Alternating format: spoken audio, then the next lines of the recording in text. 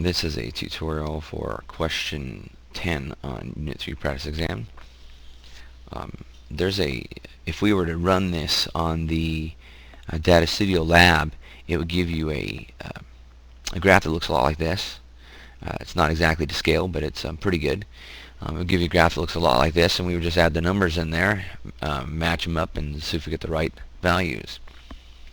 If we're going to answer this question, a lot of times what we do is we would think about question 5 first. So I'm going to work toward question 5, and I'm going to kind of go back and answer questions 1, 2, 3, and 4 using that question 5. I'm going to kind of backwards engineer the answers to the other ones. So first of all, let's look at the overall question. I'm going to look at this part, and then I'm going to go skip down to question 5. So it says a 2 kilogram object moves to the right at 2 meters per second. So what I have there is a 2 kilogram object moving to the right at 2 meters per second. So that's my object right here, 2 kilogram object moving to the right at 2 meters per second. Then it says it collides with a 4 kilogram block moving to the left at 1 meter per second. So that is the it collides with the object moving to the left, which is negative 1. So then I have 4 times a negative 1. Okay, then I ask some questions about the individual aspects of what's going on here. I'll go back to that in a second. I'm going to go down to question number 5. It says after the collision. So after the collision, that's where you have your big equal sign.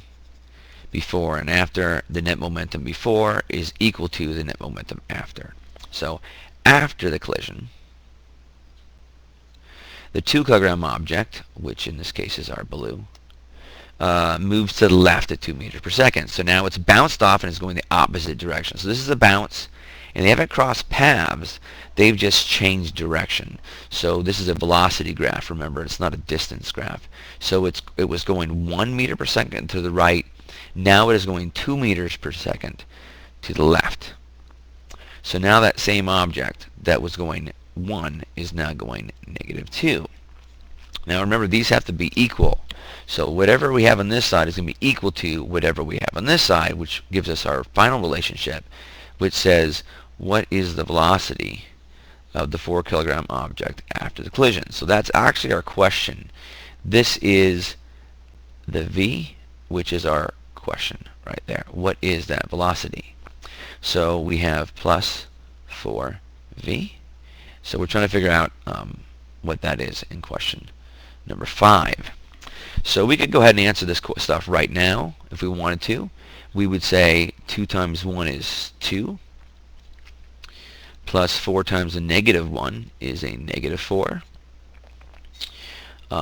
equals, and then I have 2 times a negative 2 is a negative 4, and then here I have plus 4V.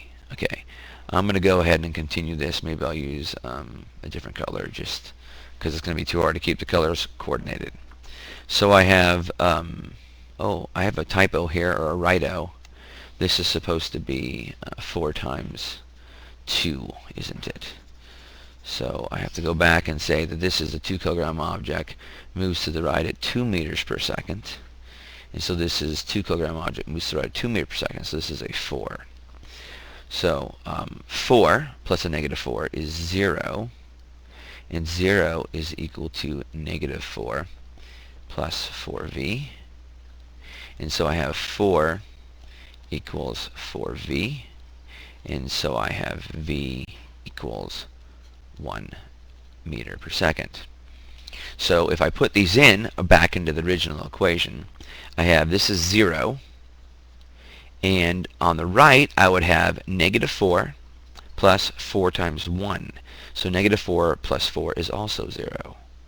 So plugging that back into the original equation, that tells us that our left side and our right side are equal.